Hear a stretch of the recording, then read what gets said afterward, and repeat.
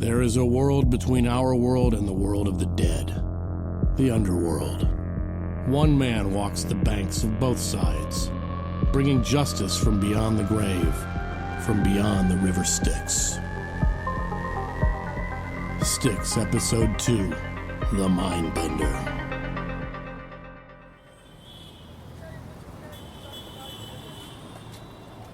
Two weeks. That's how long it's been since it rained, turning the city into an oven, baking an already rotten dish. 2 weeks since Hattie Foster walked into my office and turned my world upside down. Ever since then, I've been on the case, following the DA's wife, Sophie Wagner. She killed Hattie's sister. She's a member of the Black Rose, a secret society that's up to no good. And so far, she's yet to crack, yet to reveal anything new. Now I'm stuck in a car, waiting on Hattie to do the legwork. Feeling useless. Feeling the itch to go back under. To get my hands on someone who's got it coming. Blake, you're not gonna believe this. You won the lotto, and you're not sharing. 20 minutes in the car and that's the best you can do? The heat's bad for my funny bone. For 2 weeks I've been rattling Sophie Wagner's cage, and the only thing she's done different is come to this building. And now we know why. She's seeing a shrink. A shrink? I doubt she'd be feeling guilty for her sins. So do I. The therapist she's seeing is a psychoanalyst named Olaf Bender. And Blake, he's the same therapist my sister saw before her death. The plot thickens. Are you thinking what I'm thinking? Your sister may have been encouraged to tell a particular someone what she'd found by another member of the Black Rose. What now? We wait. See what Sophie does next. Come back and chat with Dr. Bender later. You know, you're not the best stakeout partner. I'm the perfect stakeout partner. Zero small talk. The entree's always better after an appetizer. Tell me something about you. What do you do when you're not, talking to dead people? Do you like music? Ball games? I like cats. Oh yeah, Wayman. You're a regular onion. Come on, tell me something. What about before you were a PI? This ain't the part where we become pals, Hattie. It's a case. Well, if you're not gonna talk about you, I guess I'll talk about me. For starters, I love ball games. Wait, Saved by the Bell. Look who got out of therapy early. Is it just me, or does Sophie seem paler than usual? I don't think she's blinked since she walked out that door. She's getting in a car. Taylor.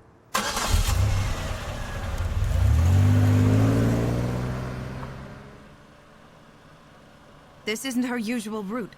She ain't going home, Blake. And she ain't going there in a hurry. Step on it. She almost hit that car. She's not stopping for anything. And just ran that light, which is coming up. Hattie! Hattie! Made it. Why, Mr. Wayman, you're looking a little pale yourself. What for? I already died once. What's the second time? Sophie's headed for the edge of town, toward the bluffs. I'm on her. Blake, she's not slowing down. The cliffs are right there. She's going over.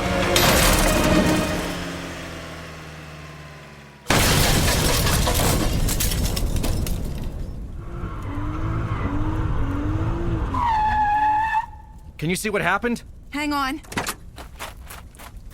Her car's a flaming wreck. Why would she do that? Only one way to find out. Dr. Bender can wait. It's time I had a deeper discussion with Sophie Wagner.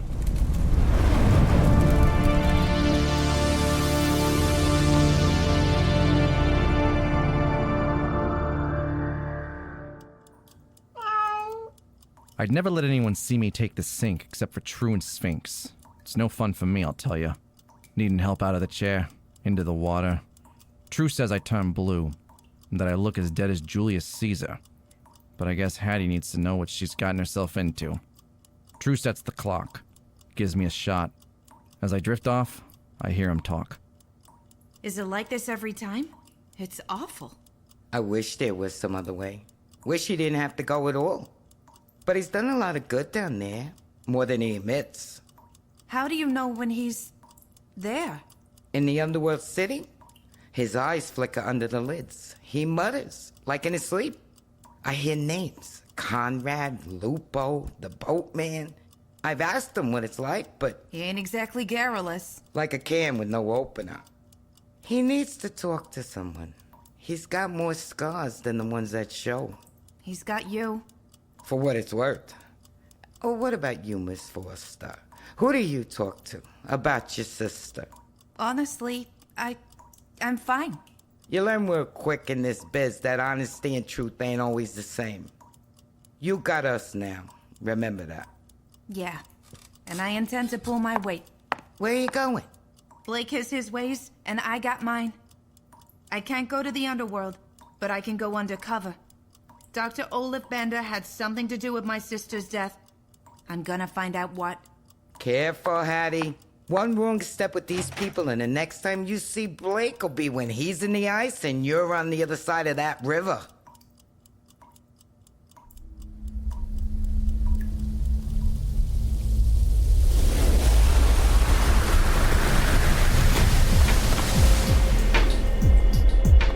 I wasn't back in Underworld City long before I realized the weirdness surrounding Sophie Wagner's death and followed her down. Below the waterfall, where fresh souls splash after the sink, there's a bay. The boatman doesn't do his own fishing anymore. He spends all his days counting his coin in his tower downtown. But he's got a fleet of tugs run by a bunch of toughs called boat runners. One of these tugs was crashed into a pier, and one of these boat runners was bobbing in the bay. Knocked the hell off his own boat. Knocked the hell out. It would take someone strong to do that. Someone like me. You know, usually the weird stuff follows you here, Detective. It don't precede you. Conrad, why am I not surprised? You get around awful good for a blind guy. I heard the trouble start before the tug smashed into the pier. The soul was brawling with the boat runner on board. That hasn't happened in a while? Not since I met a particular pain in my ass. But this soul wasn't just scared. She was mad. And there was something odd about her voice. She? Unfortunately, I might know who our mysterious brawler is. Is this more of that Black Rose mess? I warned you, Wayman. Even in the underworld, it's no good digging up skeletons. Give it a rest, old man. The living still get to make some of their own choices. Just make sure this choice doesn't pull your plug. You sure she was all the way dead? Her car went off a 100-foot cliff and exploded in a ball of flames. That'll usually do it. One way or the other, she's got some kind of lifeline up top, making her strong down here. If she keeps leaving messes like this behind us, she'll be easy to follow. Messes like these are the last thing we need. Messes like these draw attention from the boatman. Then maybe stop lecturing and drop a tip or two, Professor. Whatever's going on with this woman you're chasing, she's headed north into town. The McCandless gang runs those blocks. They got a reputation for harassing newcomers. Well, it might be fun to see them bite off more than they can chew with Sophie Wagner. Watch yourself, P.I. They might not be the only ones with eyes bigger than their stomachs.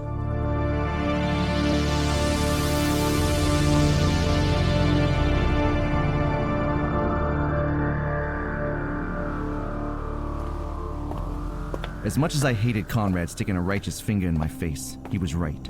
We didn't need the boatman's attention. And something strange was going on with Sophie Wagner. Something that started after I got involved. But grouchy or not, the old man was on the money about the McCandless gang. I rounded a corner, headed for a pub called the Dead Banshee, where they like to sharpen their knives. Or used to. It looked like a bomb had gone off. I didn't bother going in through the door. The front wall was just a pile of bricks, and the floor was littered with coin. Whatever had happened was already finished. Except for... Who's there? Sophie, is that you? You can't hide from me here. Here, I'm more than just a man in a wheelchair. Come out! Please, don't hurt me. Who the hell are you? I'm nobody. I don't even know where I am or what the hell is going on. Great, a newcomer. Were you on the boat that crashed? Did you see what happened? I was in my kitchen with my wife. We'd been fighting for weeks, but tonight was different. She poured me a glass of wine, and everything went dark. Sounds like you choked to death on it. Or she poisoned you. Probably the second one. Poisoned? Look, pal, I normally take more time with this, but the short version is you're dead. This is the underworld, and I need to know what you saw. I'm dead? You'll get over it. Now, what did you see? Chop chop, I'm in a hurry. There was a woman on the boat. She sounded so strange. Leave us alone, she kept saying. Leave us alone. She knocked out the boat driver. Then, after the boat crashed, I felt like I should head this way when these guys grabbed me and some of the others. They tried to grab that woman, too. She did all this by herself? She punched those guys and they evaporated or turned into coins or What the hell is going on? Leave us alone. She kept saying that. Over and over. She was confused, even more confused than me. That's all I know, I swear. I believe you, bud. Now beat it. Stay away from the bars and casinos. You might just last a while. Poor idiot probably wasn't gonna last a month down here. Sophie Wagner, on the other hand, was tough. Cold-blooded killer up top. I'd figured she'd be a stubborn one down here. Maybe even turn into a boss herself. But I never expected this. I left the pub and headed for the border of McCandless territory. If the next batch of goons were dumb enough to grab Sophie, they might slow it down enough for me to catch up. But would I be able to handle her? And leave us alone? What did that mean? Like she was possessed. But possessed by what? Or who?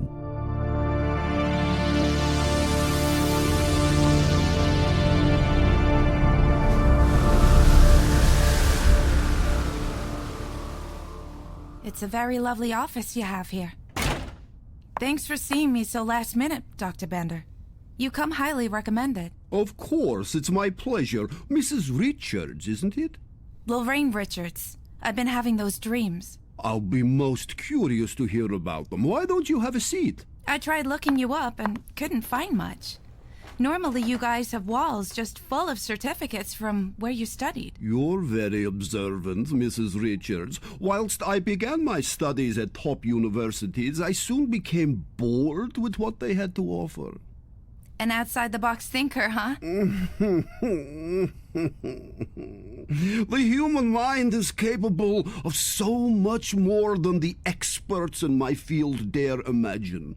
I left school. I traveled south, north, east, and west. I sought out shamans, oracles, priests, medicine men. I explored the mysteries of human consciousness. They must have showed you some neat tricks.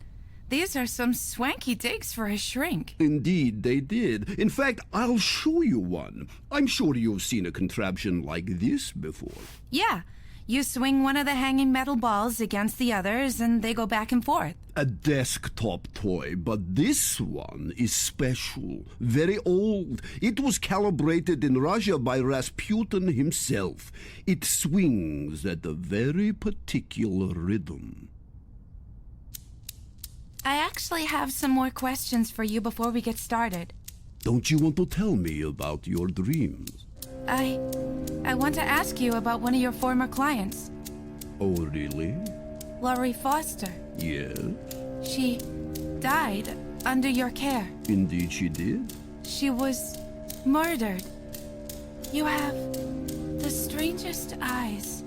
They don't blink. Don't you want to tell me about your dreams? Don't you want to give me a glimpse into your mind, Mrs. Richards? Or should I say, Miss Foster?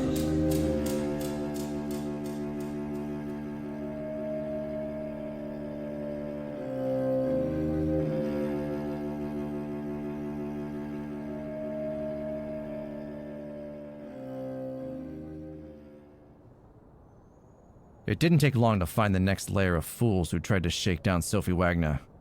This time it was in the Bone Dragon, an underworld tea house run by the souls of the Hip Sing Tong. It was the same scene as the dead Banshee, like the aftermath of a hurricane. There was one goon who still hadn't faded, but he didn't have much to add. Leave us alone!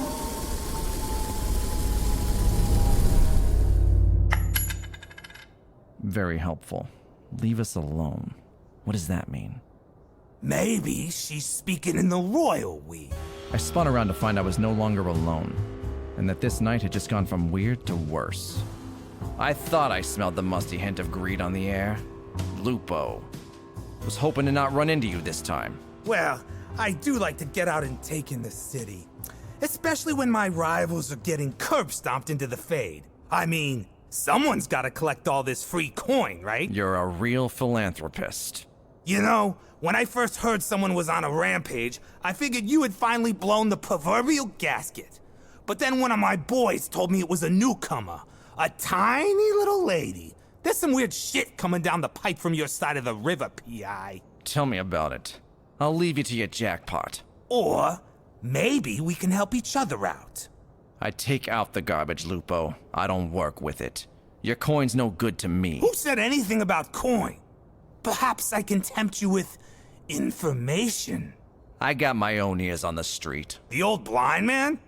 You two got quite the partnership.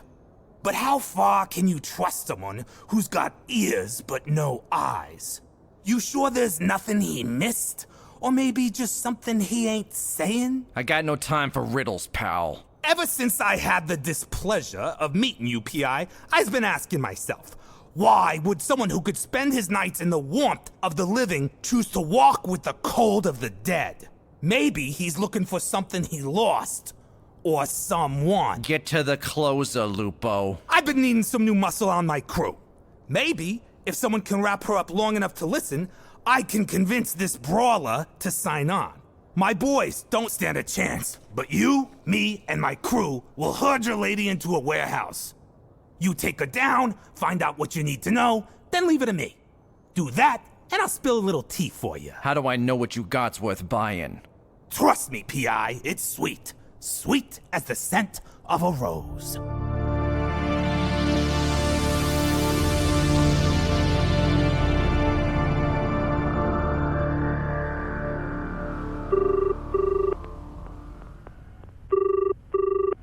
Sticks Detective Agency, what's your problem?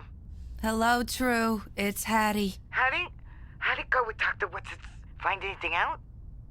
It went fine. Very fine. Where's Blake? Blake's still under.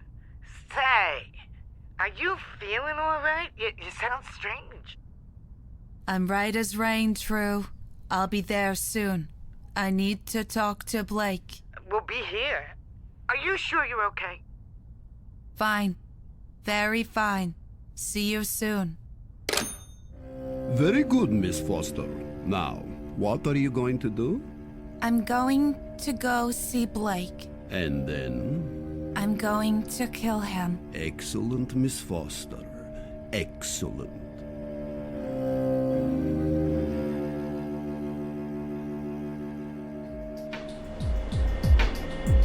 Making a deal with Lupo left a bitter taste in my mouth, somewhere between spoiled sauerkraut and that cigarette smell in the back of a taxi cab. I didn't feel too bad about leaving Sophie Wagner in his employ. She had that coming at least. But maybe it was the doubts he sowed in my head about Conrad. Or that maybe that toad really knew something about Elise. But all that became secondary as I neared the warehouse at the edge of town. Lupo's boys had done their part, luring Sophie into our trap. But when I finally got a look at her, the noose suddenly seemed big enough for both our necks. Glad you could make it, Wraith. Hope you ate your spinach. She faded two of my boys getting over here. Except it's not just her. Something tells me this might sting a little. Remember our deal, Wraith. Don't get carried away in there. Let's hope she doesn't get carried away. Lupo's boys had formed a ring around Sophie, keeping her just out of reach. They plotted for me as I approached, but if they could see what I saw, they'd have run for their afterlives. Sophie's soul was shrouded with a black shadow. It was no mere monkey on her back. It was an 800-pound gorilla with a face I'd seen before. Olaf Bender. It all made sense. He'd hypnotized Sophie into driving her off that cliff. Now his living mental powers were attached to her soul. Not just giving her strength, but driving her mad. Hey, tough gal. Leave us alone! Why don't you just leave us alone? You got a splinter the size of an asshole I know lodged in your soul, Sophie. I'm gonna pull it out. So come on, let's get it over with.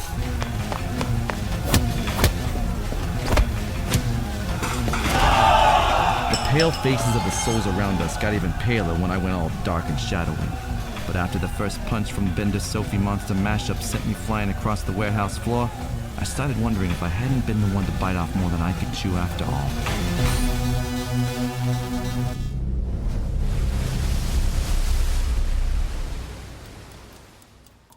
Time's getting on, Blake. You can't stay down there forever. Not yet. Bender. Hypnosis.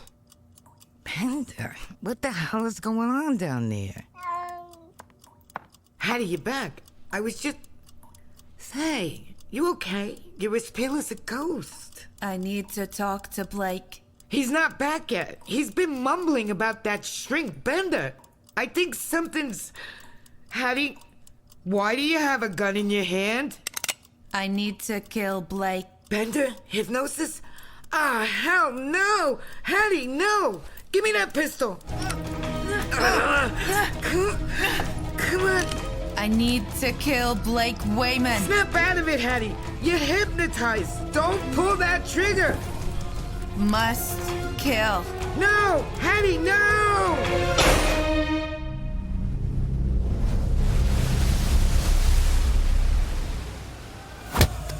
I forgot how long I'd been fighting. The combined punching power of Sophie and Bender was wearing me out. My legs were jelly, and Lupo and his boys, getting their money's worth, were starting to look awful blurry. You're coming out, Bender! Whether you like it or not! No! She's ours! The Sophie Bender creature feature swung at me, and I took my chance. I dove under, and instead of punching, I wrestled her to the ground. I grabbed onto the shadow that held her and pulled like hell. Only he wasn't letting go. You can't pull us apart! She's mine!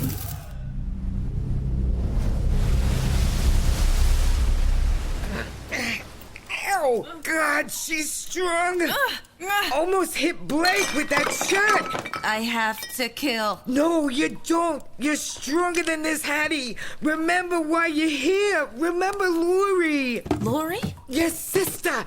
You came here for her! You loved her! Bender helped kill her! Hattie, Bender is in your mind! Lori. You have to get justice for Lori! You have to kick Bender out! Lori!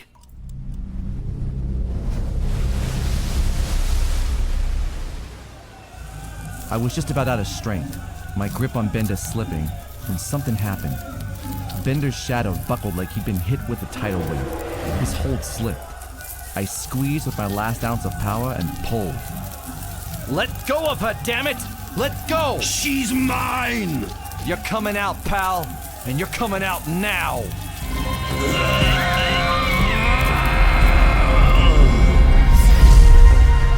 I saw his face for just a second before it was sucked away, pulled by the river from the city.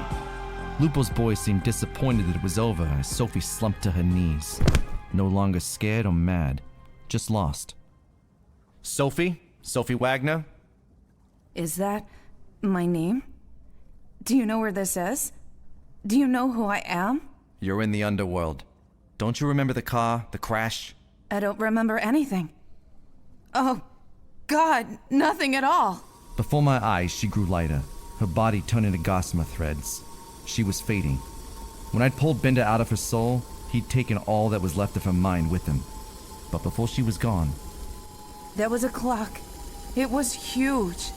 Tick tock, tick tock, tick tock. She was gone. Maybe you shouldn't feel sorry for a killer. I don't know. But seeing the fear in Sophie's eyes as she faded to nothing, everything that was her stripped away, I felt a twinge of something. I looked over to Lupo, expecting him to see red, but the bastard just gave me two smiles.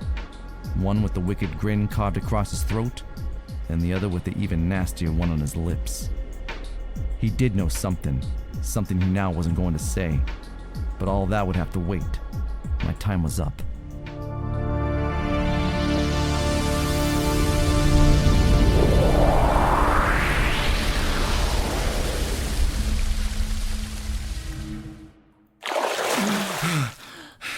True.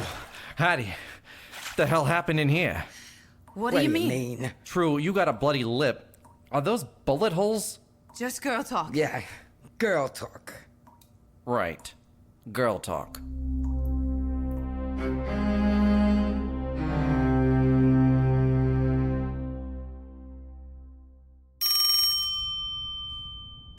Hello? Olaf Bender? This is Dr. Bender. You make a pretty good bagman for a shrink, but you missed. Hattie Foster is still alive, and so am I.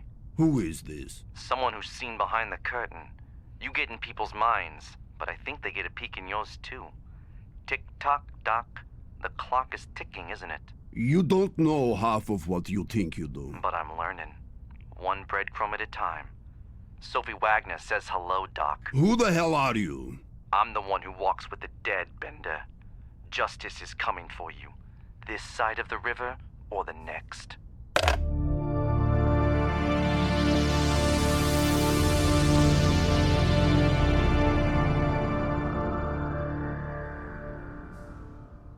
2 days later, after Hattie and True filled me in on how close I came to getting plugged topside while I was doing battle with Bender in Underworld City, Hattie told me and True to meet her at Bender's office.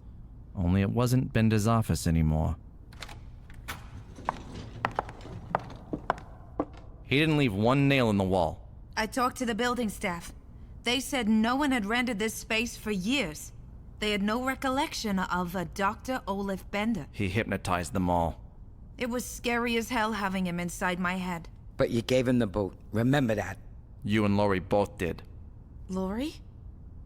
I've been wondering why Bender, with all his powers, didn't have Lori kill herself for real.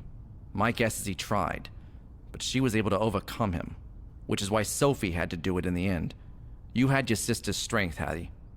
And I had True to remind me what I was fighting for. But Sophie Wagner didn't remember anything at all?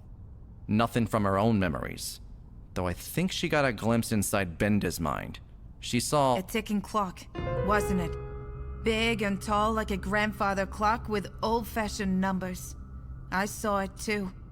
It was ticking to midnight, Blake. Closer and closer.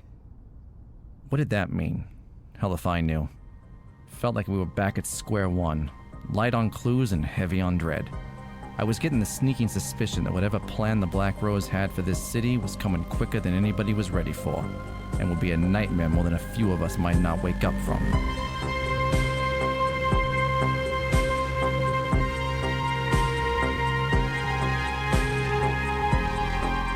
Styx is written, directed, and produced by Matt Rainey. Sound editing, sound mix, and music score by Matt Branseth. Performed by Brian O'Sullivan, Jen McGurk, Sharon Angela, John Lacey, Alan Smith, Patrick Tutera.